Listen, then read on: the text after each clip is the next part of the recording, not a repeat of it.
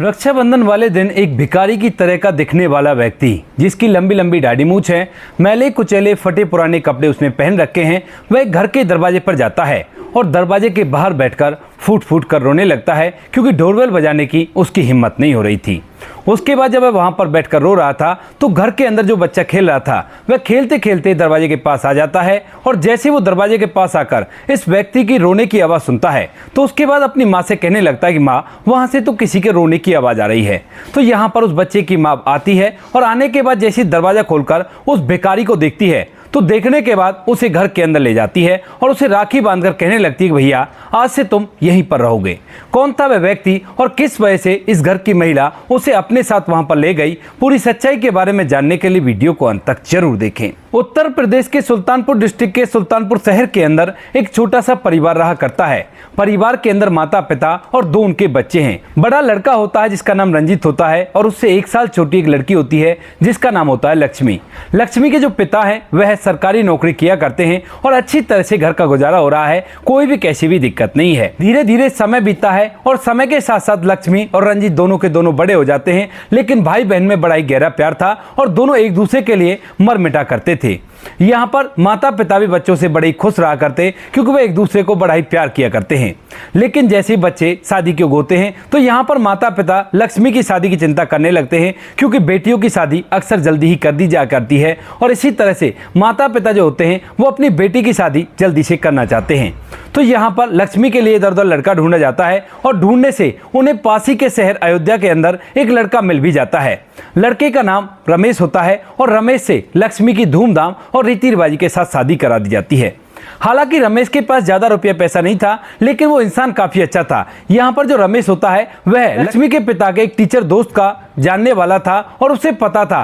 कि लड़का काफी अच्छा है और होनहार है। तो इसी वजह से यहाँ पर लक्ष्मी के पिता ने अपनी बेटी की शादी उससे करा दी थी, क्योंकि यहाँ पर जो रमेश होता है उसका ज्यादा बड़ा कोई कारोबार नहीं है। वह तो वही अयोध्या में भंडारा कर करके अपना गुजारा किया करता है, यानी कि लोगों से पैसे लेकर उनके भंडारे करवाया करता और उसी में से थोड़ा बहुत कमीशन अपना बचा लिया करता है। तो यहाँ पर रमेश की दिनचर्या इसी तरह से चलती रहती है, और लक्ष्मी रमेश के साथ अपने घर को बसाने लगती है। धीरे धीरे समय बीतता है, और समय के साथ साथ जो भाई रंजीत होता है उसकी शादी के लिए भी माता पिता चिंता करते हैं, और चिंता करने के बाद उसकी शादी भी एक अनीता नाम की लड़की से करा देते हैं। अब अनीता से रंजीत की शादी हो गई थी, और शादी के 6 महीने बाद ही माता पिता जो होते हैं वे एक हादसे में इस दुनिया को छोड़कर चले जाते हैं। अब तक तो यहाँ पर सब कुछ ठीक चल रहा था, कोई भी कैसी भी दिक्कत नहीं थी, लेकिन जैसे ही माता पिता इस दुनिया से जाते हैं तो उसके बाद यहाँ पर जो रंजीत होता है अब जिम्मेवारियां उसके कंधों पर आ जाती हैं। अब इन जिम्मेवारियों को निभाने के लिए जो भाई रंजीत होता है वह अब कुछ ना कुछ काम करना चाहता है। इसी बात को सोचकर वह सुल्तानपुर शहर के अंदर ही एक कपड़ों का व्यापार करता है। उसने छोटी सी फैक्ट्री लगाई थी, जिसके अंदर वह रेडीमेड कपड़े तैयार करेगा और उनको दुकानों पर सेल करके थोड़ा बहुत मुनाफा कमाएगा। यहाँ पर जो रंजीत होता है उसने पढ़ाई लिखाई अच्छी कर रखी थी, और पढ़ाई लिखाई के हिसाब से और अपने अनुभव के हिसाब से जब वो बिजनेस को करता है तो अच्छी तरह से उसका बिजनेस चलने लगता है। यहाँ पर जो उसकी बहन होती है वह तो गरीब ही रह जाती है, लेकिन जो रंजीत होता है वह अच्छी तरह से अपने बिजनेस को चलाता है और करोड़पति बन जाता है। यानी कि अब इस शहर के अंदर अमीर लोगों का अगर नाम आए तो रंजीत का नाम भी लिया जाने लगता है। अब इस बात से बहन को बड़ी खुशी होती है कि उसका भाई तरक्की कर रहा है, और उसे इस बात से कोई भी समस्या नहीं होती। लेकिन वहीं पर जो रंजीत की पत्नी होती है जिससे उसने शादी की थी, वह लड़की जब पैसों को देखती है तो काफी ज्यादा घमंड उसको आ जाता है, और उसे अपने अब गरीब जो रिश्तेदार होते हैं अपने पति रंजीत के, वह बड़े बुरे लगने लगते हैं। यानी कि उसके जो चाचा चाची होते हैं वह भी कभी कभी गांव से यहाँ पर मिलने के लिए आ जाया करते थे, और उन्हें देखकर जो अनीता होती है वह नाक मुंह सुकोड़ने लगती है। ये बातें रंजीत को भी पता चलती हैं, लेकिन वह बिजनेस के लिए इतना बिजी रहता है, वह इन बातों पर ज्यादा गौर नहीं दिया करता है। धीरे धीरे इन बातों को लगभग 4 साल बीत जाते हैं, और 4 साल के अंदर जो भाई होता है रंजीत वह काफी ज्यादा बड़ा बिजनेसमैन बन गया था।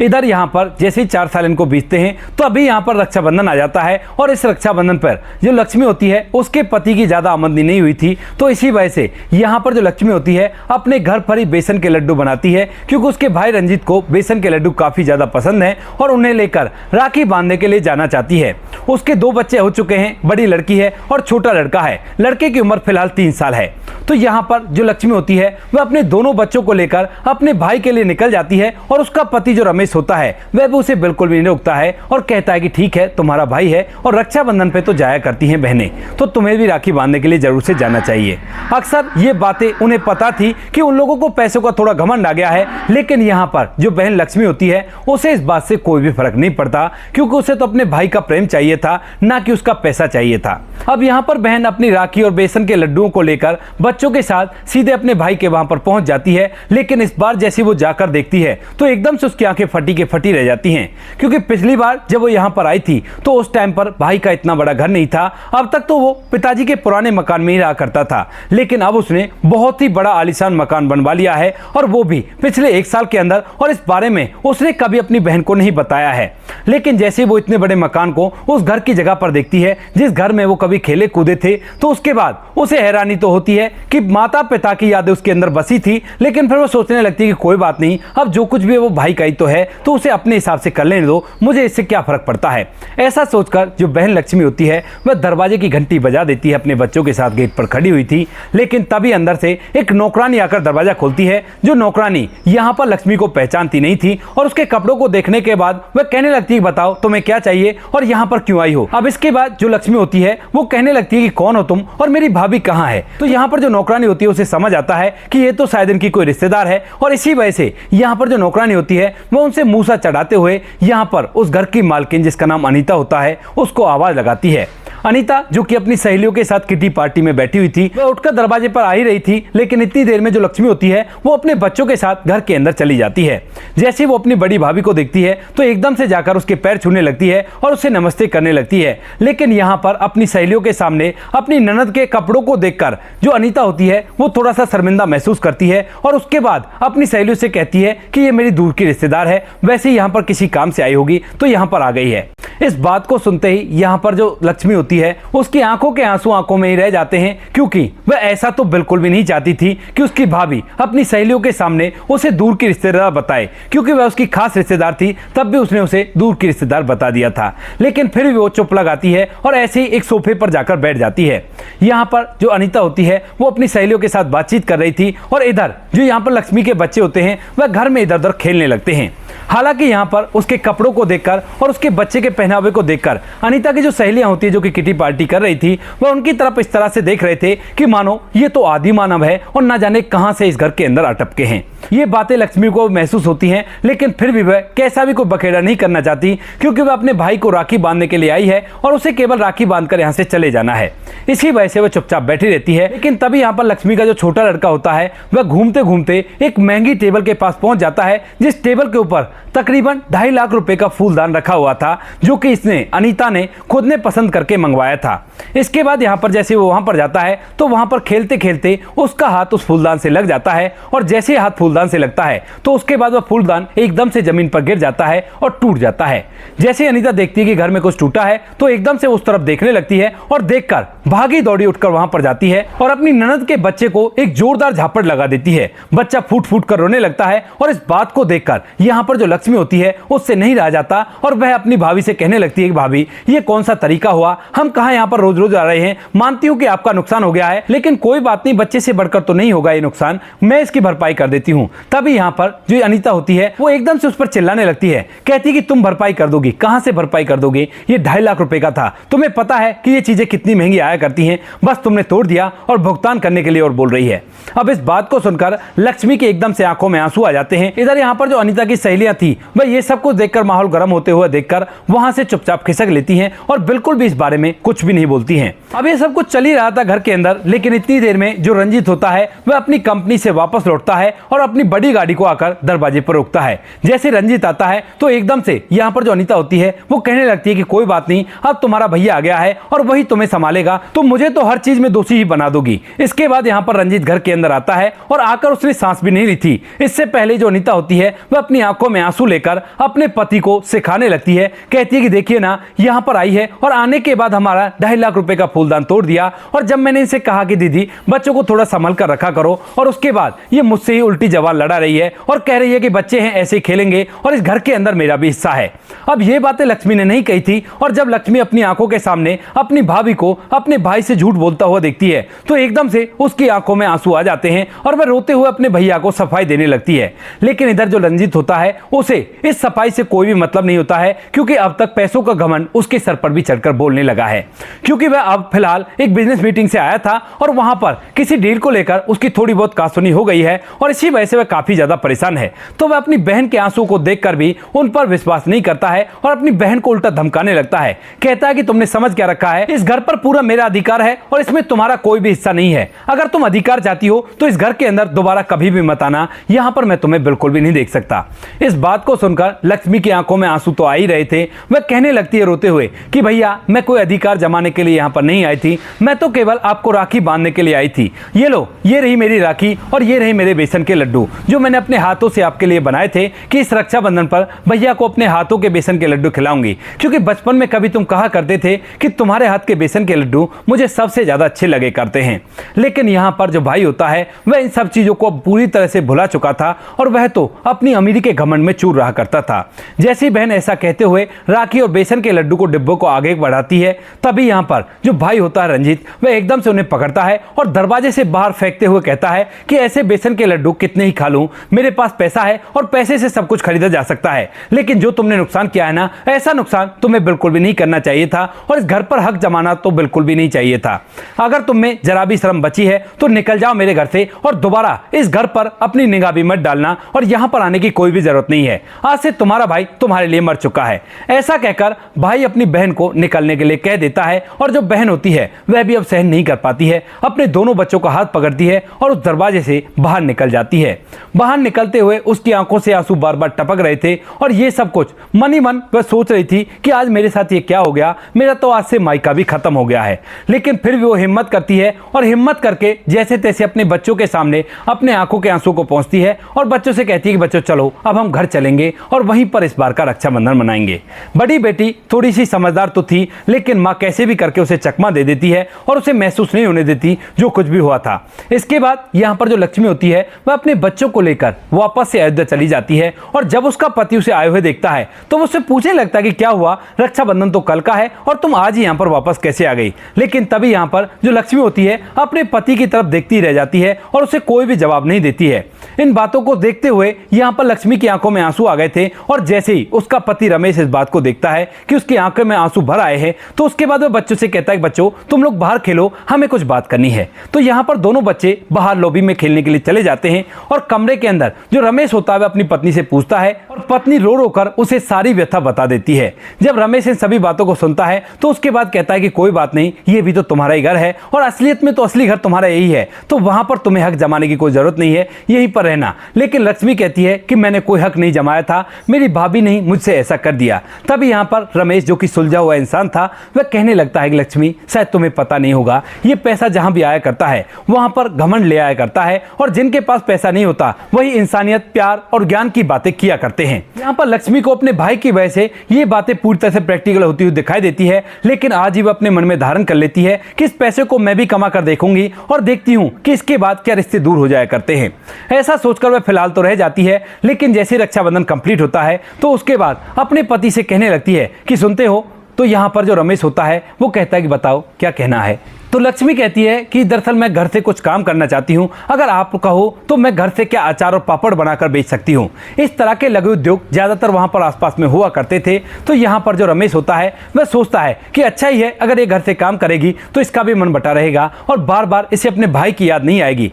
क्योंकि रक्षाबंधन जब तक कंप्लीट हुआ था और उसके बाद में अब तक यहाँ पर लक्ष्मी काफ़ी ज़्यादा उदास रही है। और इसी बात को सोचकर जो रमेश होता है वह झट से हामी भर लेता है और कहता है कि चिंता मत करो, मैं खुद तुम्हें हेल्प करूँगा सभी काम को करने के लिए। इसके बाद जो लक्ष्मी होती है वो घर से ही अचार और पापड़ का काम करने लगती है और स्टार्टिंग में वह अपने अड़ोसी पड़ोसियों को इस अचार को चखाती है। जब अड़ोसी पड़ोसी अचार और पापड़ को चखकर देखते हैं तो उन्हें स्वाद बिल्कुल से लाजवाब लगता है, क्योंकि लक्ष्मी ने अपनी माँ से अचार और पापड़ बनाने सीखे थे। इसके बाद यहाँ पर जो लक्ष्मी होती है उसके अड़ोसी पड़ोसी उसे ऑर्डर दे देते हैं कि हमारे लिए 1 किलो बना देना, हमारे लिए 2 किलो बना देना। इसी तरह से करके उसके पास तकरीबन 20 किलो अचार का ऑर्डर आ गया था। और इसके बाद लक्ष्मी जुट जाती है अपने काम को करने के लिए। वह अपने पति को सारा सामान लिखवाती है और पति उस सामान को ले आता है। सामान लाने के बाद पति खुद उसकी हेल्प करता है, जैसे जैसे वो कहती है वैसा वैसा वो करता है। और अचार बनने के बाद वो उस अचार को घर घर तक पहुंचा देती है। लेकिन जैसे ही अचार और ज्यादा लोगों के बीच में गया था तो ये और भी ज्यादा पॉपुलर हो जाता है। और इसके बाद धीरे धीरे लक्ष्मी का अचार और पापड़ का बिजनेस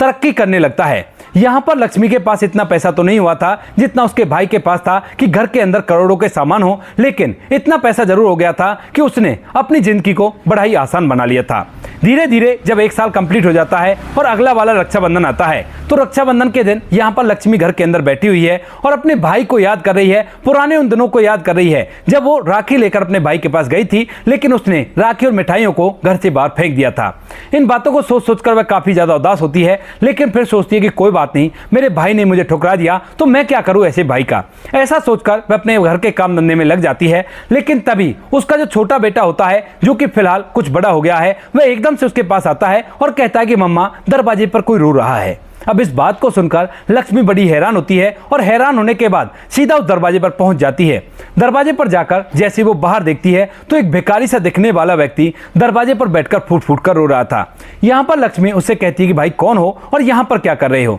तो उसके बाद जो वह भिखारी सा दिखने वाला व्यक्ति, जिसकी लंबी लंबी दाढ़ी मूछ है, फटे पुराने कपड़े हैं, वह अपना सर उठाता है और जैसे लक्ष्मी उसका चेहरा देखती है तो देखते उसे पहचान लेती है। यह सामने जो बैठा है वह और कोई नहीं, उसका वही घमंडी भाई था जिसने 1 साल पहले उसे अपने घर से निकाल दिया था और आज वह उसके दरवाजे पर पड़ा पड़ा फूट फूट कर रो रहा था। लक्ष्मी जब अपने भाई को ऐसी हालत में देखती है तो कहने लगती है भैया तुम यहाँ पर क्या कर रहे हो। तो इधर यहाँ पर जो रंजीत होता है वह और भी जोर से रोने लगता है और कहता है कि बहन मुझे माफ कर दो, मुझसे बहुत बड़ी गलती हो गई। इसके बाद लक्ष्मी को पहले तो वो बातें याद आती हैं कि किस तरह से इसने मुझे घर से निकाला था, लेकिन उसके अगले ही पल उसे रक्षाबंधन का यह त्योहार याद आने लगता है और अपने भाई की कमी महसूस होने लगती है। तो उसके बाद जो लक्ष्मी होती है वो कहती है कि कोई बात नहीं भैया, पहले तुम यहाँ से खड़े हो और अंदर चलो क्योंकि लोग तुम्हें देख रहे हैं। इसके बाद जो लक्ष्मी होती है वो अपने भाई का हाथ पकड़कर उसे घर के अंदर ले जाती है और वहां पर बैठाकर पूछने लगती है कि भैया क्या हुआ और तुम इतने परेशान क्यों हो और ऐसी हालत तुम्हारी कैसे हो गई। तो उसके बाद जो रंजीत होता है वह अपनी आंखों में आंसू लेकर पूरी हकीकत बयां करने लगता है। कहता है कि बहन मैंने एक पाप किया था और उस पाप का फल मुझे मिला है। दरअसल जिस दिन मैंने तुझे घर से निकाला था और तुम्हारे सामान को बाहर फेंका था, उस दिन के बाद हमारी बर्बादी के दिन स्टार्ट हो गए और हर चीज में हमें घाटा होने लगा। जो भी कंपनी में मैं काम गया करता था वह काम पूरी तरह से ठप हो जाता है और बड़े बड़े ऑर्डर हमारे रिजेक्ट होने लगते हैं। कुछ पैसा मैंने शेयर बाजार में लगा रखा था, लेकिन जो शेयर मैंने खरीद रखे थे वो लगातार घाटे में चलने लगते हैं और जब कंपनी घाटे में दिखने लगती है तो मैं उन शेयर्स को घाटे में ही बेच देता हूं, लेकिन अगले दिन वो शेयर आसमान छूने लगते हैं। अब इसके बाद वो पैसा मैंने कंपनी में लगा दिया था, लेकिन उस पैसे को एक भरोसेमंद मैनेजर जिस पर मुझे अपने आप से ज्यादा विश्वास था वह एकदम से भारी रकम को निकालकर भाग जाता है और उसके बाद मैं उसे काफी ढूंढता हूं, लेकिन कोई भी अता पता उसका नहीं मिलता है। अब कंपनी चलाने के लिए मेरे पास बिल्कुल भी पैसे नहीं होते हैं और उसके बाद जब मैं कर्ज लेकर दोबारा से इस कंपनी को स्टार्ट करता हूं तो उसके बाद भी ये नहीं चल पाती है और मेरा पूरा घाटा हो जाता है। कंपनी पूरी तरह से बंद हो गई थी और बंद होने के बाद कंपनी के लिए मैंने जो कर्ज ले लिया था